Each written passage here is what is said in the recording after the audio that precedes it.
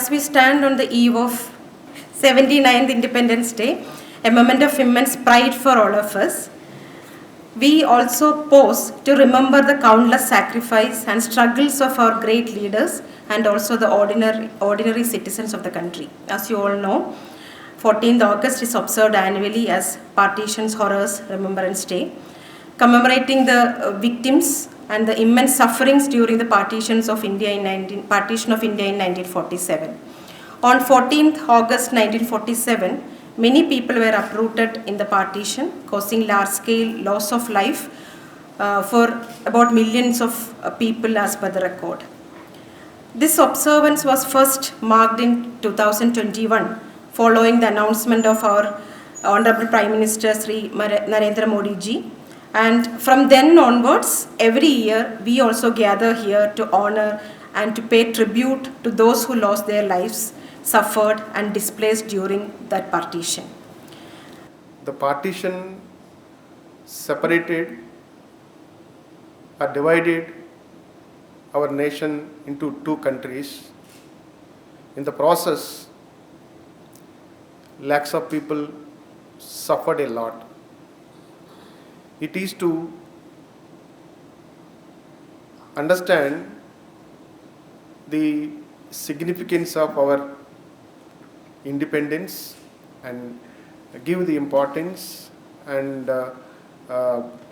give the emphasis on the freedom that we have, the independence that we got out of many people's sacrifices. Now on this occasion we have arranged a virtual exhibition also here on the screen. So now I request our Honorable Vice Chancellor, Professor Prakash Babu, to unveil the virtual exhibition.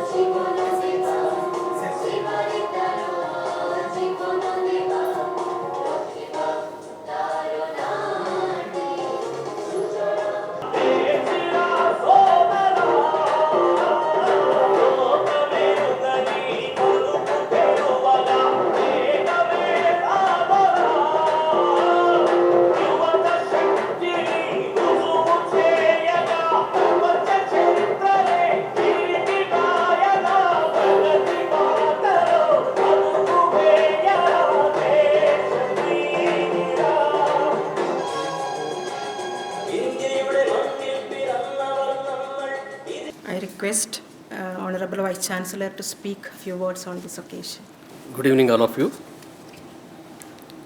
Guests on the dais, Professor Clements, Director, Registrar Professor Rajnish Bhutani, Dr. Vijay Kumar, Librarian, and Mr. Swami, Controller of Examinations, Professor Venkat Rao, DSW, and Professor CB, Deputy DSW, and colleagues sitting here, and the students and the media people here. Say, after seeing that video and pictures, it's very difficult to speak or say anything. Because all of you know, though we have not seen anything, but we can understand from the available pictures or the literature that it's a horrific days have passed. After that we got the independence. Independence, we say it's a freedom, but after seeing this one, you should realize that the freedom has come with a lot of, by paying a lot of price. The price is not only in the form of the properties, but the precious lives have been taken. So all of us, especially the young generation here, should realize that any freedom comes with a responsibility. Now, as we have seen that one freedom has come with a price, and what we should pay back to the freedom. So when the freedom has come, and you should be responsible, and you should be a responsible citizen to contribute something to the nation, what is that you should pay back for the sacrifices has been done by the earlier generation. And it's also the responsibility of all of us to remember the souls that they have sacrificed during partition, and people paid the sacrifices during that process. And we should also live to learn the resilience. So that's another important aspect. Along with the freedom, it's also teaching us how to live and coexist with the people in the country. This is actually the politically motivated by the British government. While they are leaving, they wanted to make the India to destabilize. They destabilized the India before leaving. One of them is the partitioning, instigating the internal wars and instigating the people not to be part of the country. What not? They have done several things. And also while leaving, they commented that India will not coexist as a unit, and it will become a further partition in the years to come.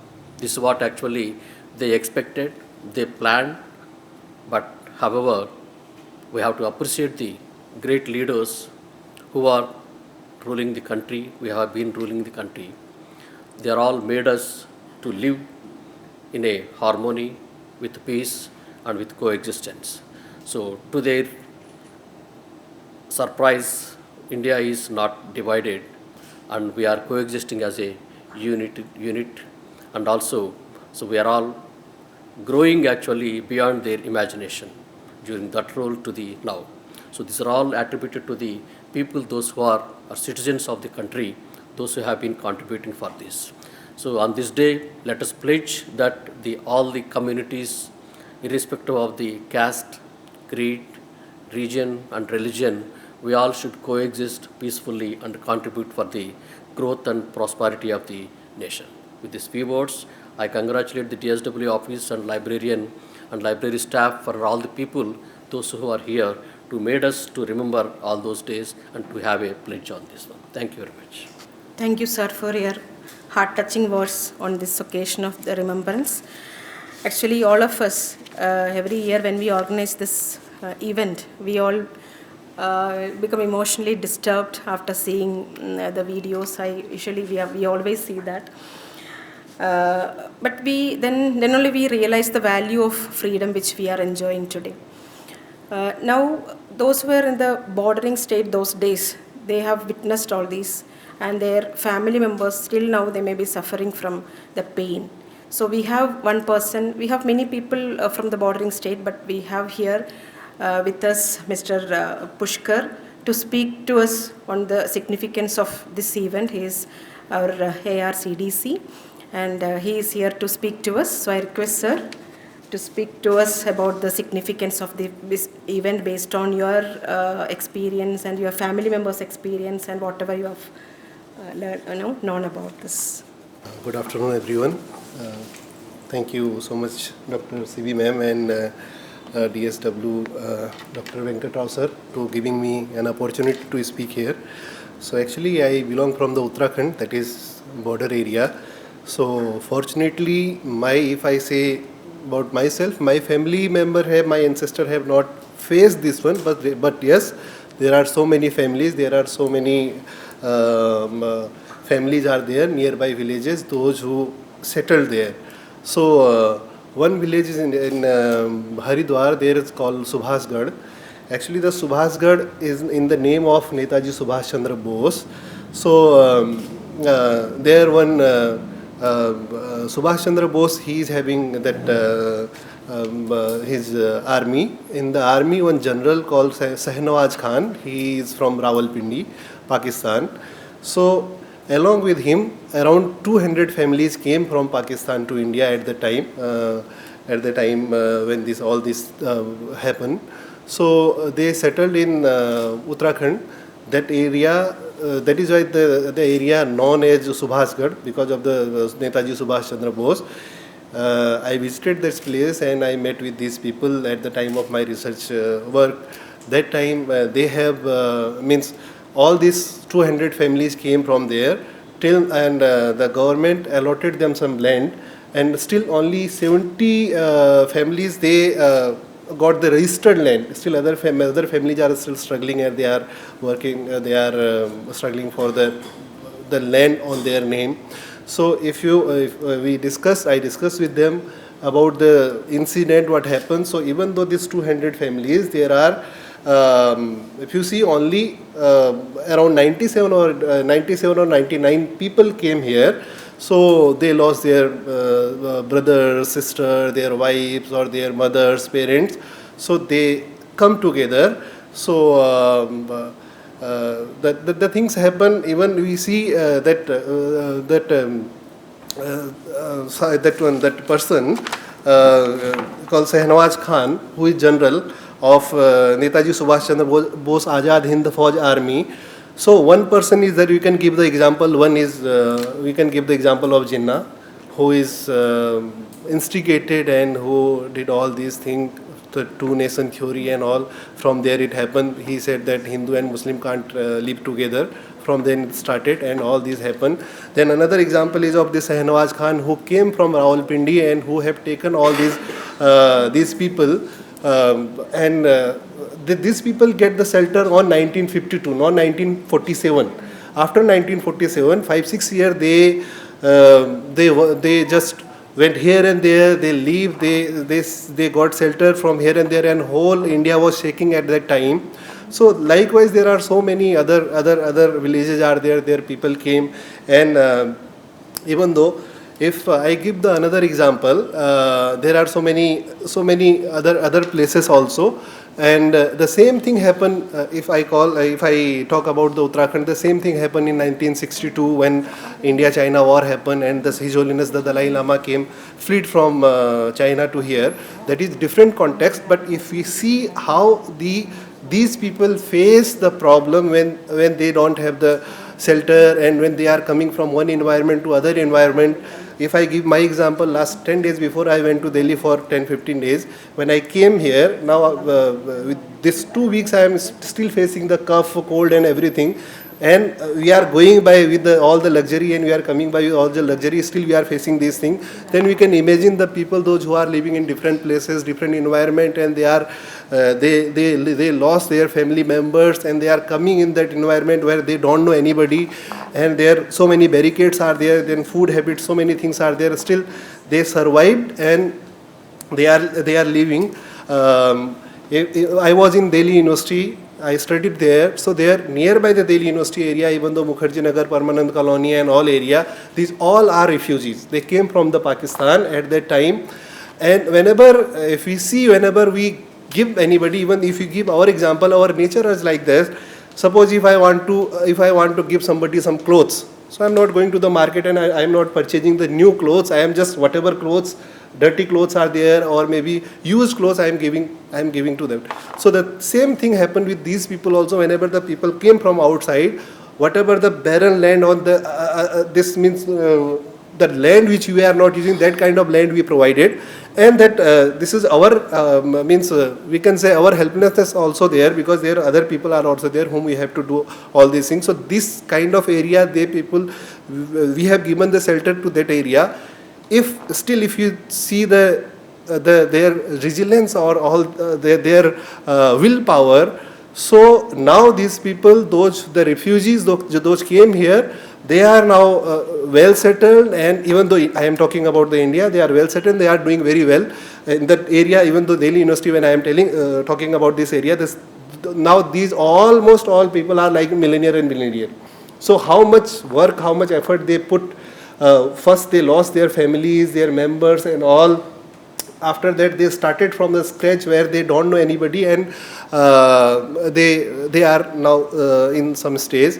So but once we interact with these people, the pain we cannot imagine, even though we cannot experience that pain that happened, that the things are still there anywhere. Even though any places in Delhi also, if you go, or Uttarakhand if you go, you will find so many people. And if you go in their house, if you see the pictures of their ancestors, while seeing it they are crying, because one is natural death, another is killed by somebody in front of them, and they are helpless, they are so likewise they survived.